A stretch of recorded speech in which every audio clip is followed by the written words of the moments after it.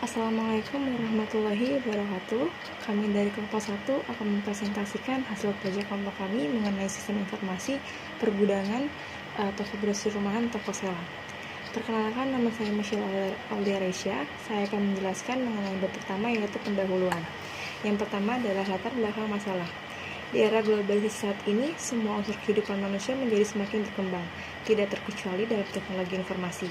Teknologi informasi muncul sebagai akibat dari merebaknya globalisasi dalam kehidupan organisasi, semakin kerasnya persaingan bisnis, dan semakin meningkatnya selera konsumen terhadap produk jasa atau produk dan jasa yang ditawarkan. Untuk mengantisipasi semua ini, perusahaan perlu mencari terobosan baru dengan memanfaatkan teknologi. Pergudangan memang sangatlah penting untuk drop awal dan akhir atau penyimpanan barang sebelum dijajah di toko. Seiring dengan revolusi 4.0 yang ditandai dengan munculnya berbagai inovasi digital berdampak pada sistem pergudangan. Namun di era milenial saat ini, masih banyak beberapa UKM yang masih menggunakan sistem konvensional atau manual. Terlebih sistem pergudangan barang masuk yang ada di toko grosir rumahan masih bersifat manual atau bond dapat menghambat kecepatan pelayanan barang masuk dan keakuratan data barang. Berlandaskan pada permasalahan tersebut, kami ingin meningkatkan kualitas pelayanan barang masuk gudang dengan baik melalui pengembangan sistem berbasis web dalam menyelesaikan hambatan-hambatan yang ada.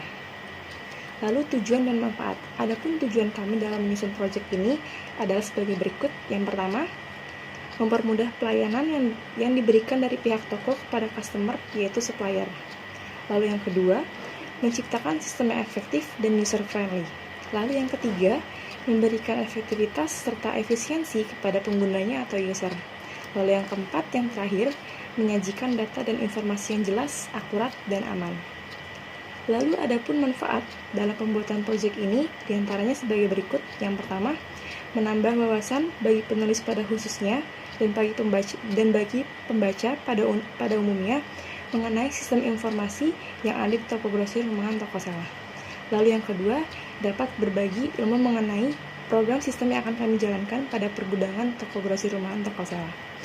Mengenai metode penelitian. Metode penelitian itu terbagi menjadi 3 jenis pengumpulan datanya, yaitu ada wawancara, observasi, dan angket. Dalam studi kasus kali ini, kelompok kami menggunakan teknik wawancara secara langsung pada pemilik toko grosir rumahan tersebut. Lalu ada ruang lingkup. Adapun batasan masalah yang akan dibahas dalam proyek kami kali ini yaitu mengenai input data barang masuk gudang, input data barang keluar gudang, dan data stok barang di gudang. Selanjutnya mengenai bab 2, landasan teori akan dijelaskan oleh rekan saya, Ahmad Nur Hakim. Assalamualaikum warahmatullahi wabarakatuh. Saya perkenalkan, nama saya Ahmad Nur Hakim. Saya dari kelompok 1 akan menjelaskan tentang bab 2, landasan teori. Konsep dasar sistem. Secara sederhana, sistem adalah seperangkat unsur-unsur yang terdiri dari manusia, mesin, alat, dan prosedur, serta konsep-konsep yang dihimpun menjadi satu untuk maksud dan tujuan tertentu. Sedangkan aspek-aspek dasar sistem komputerisasi adalah secara prinsip harus ada apabila satu usaha sudah memasuki langkah maju dengan menggunakan peralatan komputer sebagai alat bantu dalam pengolahan. Adapun aspek-aspek dasar tersebut antara lain: yang pertama, tenaga pelaksana atau brainware; kedua, perangkat lunak atau software; tiga, perangkat keras atau hardware. Pengertian sistem secara definisi sebagai sistem pada berbagai bidang berbeda-beda, tetapi meskipun istilah sistem yang digunakan bervariasi, semua sistem pada bidang-bidang tersebut mempunyai beberapa persyaratan umum, yaitu sistem harus mempunyai elemen, lingkungan, interaksi antara elemen dengan lingkungannya, dan yang terpenting adalah sistem harus mempunyai tujuan yang akan dicapai. Yang pertama, bagian dari berbagai unsur atau elemen, artinya hubungan di antara elemen sistem. Berfungsinya suatu elemen mempengaruhi elemen lainnya yang membentuk suatu kesatuan. Fungsinya adalah menyelesaikan suatu kesatuan. Pengertian subsistem. Subsistem sebenarnya hanyalah sistem di dalam suatu sistem. Ini berarti bahwa sistem berada pada lebih dari suatu tingkat. Sebagai misal, sistem akuntansi dapat terdiri dari beberapa subsistem-subsistem. Karakteristik sistem. Model utama sebuah sistem adalah input, proses, dan output. Itu merupakan sebuah sistem yang sederhana, sebab sebuah sistem dapat mempunyai masukan dan keluaran. Sistem juga memiliki karakteristik atau sifat-sifat tertentu seperti berikut. Yang pertama, komponen. Kedua, batasan. Tiga, lingkungan luar, penghubung, masukan, keluaran, pengolah, saran. Terima kasih. Slide selanjutnya akan dijelaskan oleh Firman.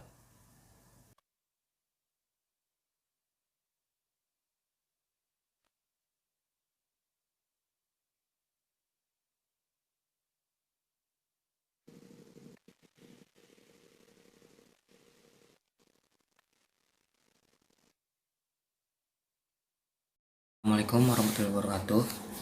Saya akan melanjutkan presentasi yang sebelumnya. Saya akan membahas macam-macam klasifikasi sistem. Yang klasifikasi sistem itu terdiri dari yang pertama itu sistem abstrak. Sistem yang berupa pemikiran ide-ide yang tidak tampak secara fisik. Sistem tidak secara fisik itu contohnya seperti sistem komputer, sistem akuntansi, sistem produksi, dan lain sebagainya. Kemudian ada sistem alamiah. Sistem alamiah terjadi melalui proses alam, yang contohnya seperti sistem matahari, sistem luar angkasa, sistem reproduksi, dan lain sebagainya. Lalu ada sistem buatan manusia. Sistem ini dirancang oleh manusia yang melibatkan interaksi manusia dengan mesin, yang disebut human machine system, yang contohnya seperti sistem informasi. Kemudian ada sistem tertentu. Sistem ini beroperasi dengan tingkah laku yang sudah dapat diprediksi. Interaksi bagian-bagiannya dapat dideteksi dengan pasti sehingga keluaran dari sistem dapat diramalkan. Kemudian sistem tak tentu. Sistem ini sistem yang kondisi masa depannya tidak dapat diprediksi karena mengandung unsur probabilitas. Lalu ada sistem tertutup. Sistem ini bekerja otomatis tanpa adanya turut campur tangan dari pihak luar. Secara teoritis sistem tersebut ada, tetapi kenyataannya tidak ada seperti yang benar-benar tertutup. Yang ada hanyalah secara relatif tertutup, tidak benar-benar tertutup. Kemudian teori-teori pendukung. Pengertian gudang. Gudang adalah fasilitas khusus yang bersifat tetap yang dirancang untuk mencapai target tingkat pelayanan dengan total biaya yang paling rendah. Gudang ini dibutuhkan dalam proses koordinasi penyaluran barang yang muncul sebagai akibat kurang seimbangnya proses penawaran dan permintaan. Kurang seimbangnya antara proses permintaan dan penawaran mendorong munculnya persediaan atau inventory. Lalu ada definisi gudang menurut Lambert pada tahun 2001. Dia mendefinisikan bahwa gudang adalah bagian dari sistem logistik perusahaan yang menyimpan produk-produk, raw material, part, goods in process, finished good. pada antara titik sumber dan titik konsumsi dan menyediakan informasi kepada manajemen mengenai status, kondisi dan disposisi dari item-item yang disimpan. Lalu pada tahun 1990, Apple menjelaskan tentang masalah penyimpanan menembus ke seluruh perusahaan, sejak penerimaan melewati produksi sampai pengiriman. Aktivitas perancangan persoalan penyimpanan menyeluruh dapat dipecah ke dalam kategori-kategori seperti berikut. Penerimaan atau receiving, selama proses penerimaan dan sebelum penyaluran. Kemudian persediaan atau inventory, yaitu penyimpanan bahan baku dan barang yang dibeli jadi sampai diperlukan produksi. Kemudian perlengkapan yaitu barang bukan produktif yang digunakan untuk mendukung fungsi produktif. Kemudian di tengah proses, yaitu barang setengah jadi dan sedang menunggu operasi selanjutnya. Kemudian ada komponen jadi, yaitu yang sedang menunggu perakitan atau dapat juga disimpan pada daerah di tengah proses atau daerah perakitan. Lalu sisa, yaitu bahan bagian produk dan sebagainya yang akan diproses kembali menjadi bentuk yang berguna lagi. Lalu buangan, yaitu penumpukan, pemilihan, dan penyaluran barang yang tidak berguna lagi. Lalu macam-macam atau lain-lainnya, yaitu pelaratan, perlengkapan, dan sebagainya yang tidak berguna untuk digunakan kembali pada masa yang akan datang. Kemudian produksi jadi, yaitu produk yang siap diproduksi atau disimpan pada jangka waktu yang cukup lama. Terima kasih. Yang selanjutnya akan dilanjutkan oleh Kukuh Firmansyah. Assalamualaikum warahmatullahi wabarakatuh. Assalamualaikum warahmatullahi wabarakatuh. Di sini perkenalkan dulu, nama saya Kukuh Firmansyah dari kelas 12 4C titik 14. Di pertemuan ini saya akan menjelaskan tentang di bab 3. Langsung saja kita ke bab 3. Bab 3 ini menjelaskan tentang setara institusi atau perusahaan. Tokogoroshi Rumahan Sela ini berdiri pada tahun 2010. Toko ini beralamat di perumahan asli Jalan Raya nomor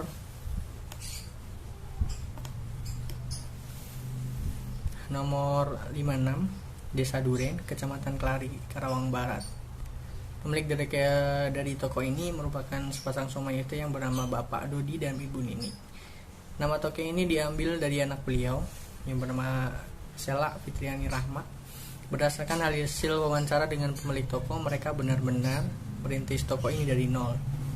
Dan saat itu juga bentuk tokonya belum toko besar seperti saat ini.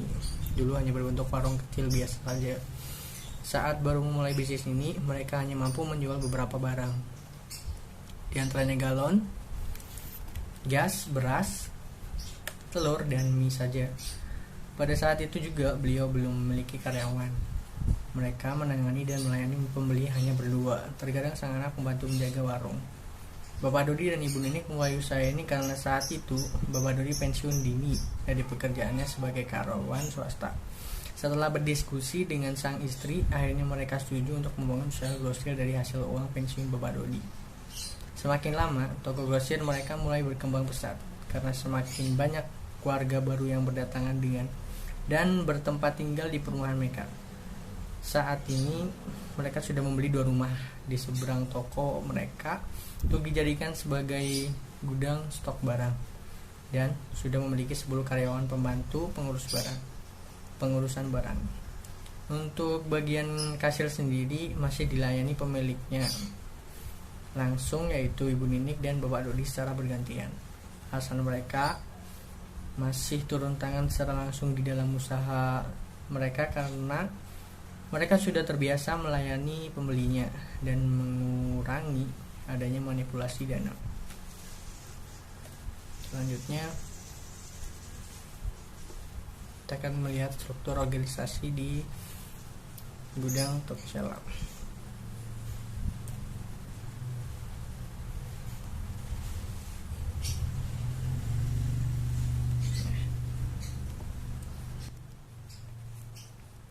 Jelaskan untuk struktur organisasinya. Untuk pemilik atau ownernya adalah Pak Dodi dan Bu Niniknya. Penanggung jawabnya Pak Asep Somad.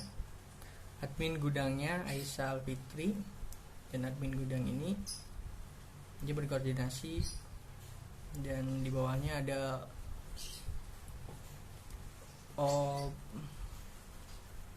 personal gudang, namanya ada 6 orang. Ari, Chris juga namanya, Ucok, Fikri, dan Office Boy ada 2, Karto dan Ilham. Untuk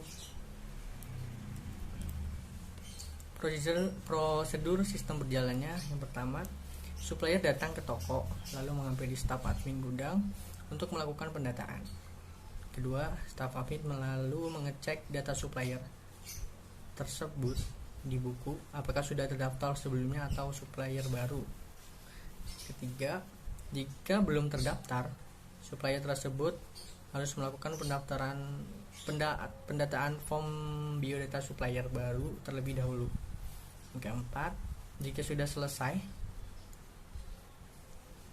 baru dilakukan pendataan input data barang masuk atau keluar gudang oleh admin gudang. 5. Jika sudah selesai transaksi, maka admin gudang akan memberikan nota atau bun kepada supplier tersebut. 6. Admin menyimpan nota tersebut di dalam laci khusus penyimpanan nota atau bun, dan transaksi selesai. Selanjutnya kita ke activity diagram.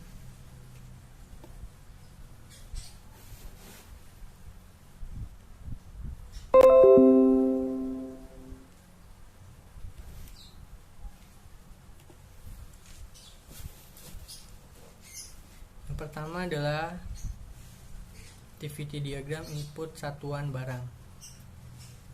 Startnya, admin membeli barang, memilih satuan barang. Untuk sistem menampilkan data satuan, memilih tambah satuan barang. Sistem menyimpan datanya, dan admin atau user memilih simpan, kemudian selesai. Kedua adalah input barang masuk. Pertama, admin memilih barang masuk, menampilkan riwayat barang masuk untuk di sistemnya. Admin memilih input barang masuk dan mengisi form barang masuk. Selanjutnya sistem akan menyimpan data yang telah diisi tadi oleh admin, dan admin memilih menyimpan. Selesai. Input data supplier.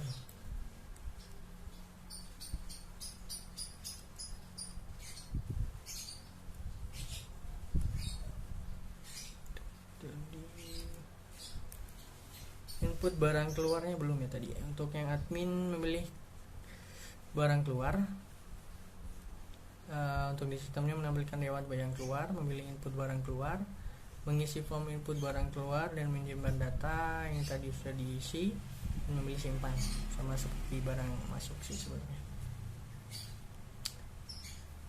Untuk input data supplier, Jadi dia udah start, dia langsung masuk ke menampilkan data supplier, memilih tambah data supplier, mengisi formnya dan menyimpan data yang sudah diisi tadi dan memilih simpan. Untuk edit profil dari suppliernya, memilih administrator, memilih profil, menampilkan administrator, memilih edit profil, menampilkan form edit profil user, mengisi form edit profil user dan data dan memilih simpan. Untuk ubah password, supplier bisa mengunggah foto untuk memilih administrator, memilih change password, menampilkan form ubah password, mengisi form ubah password. Jika dia salah mengisinya, dia akan mengisi ulang di formnya. Jika benar, dia akan menampilkan berhasil dan menyimpan data dan memilih simpan. Input jenis barang, pertama memilih barang di sidebar, memilih jenis barang, menampilkan data jenis, menampilkan tambah jenis barang, menyimpan data dan memilih simpan.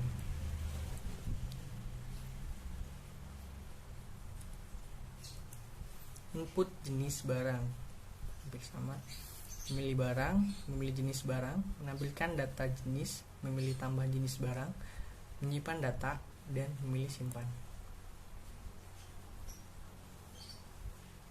Selesai.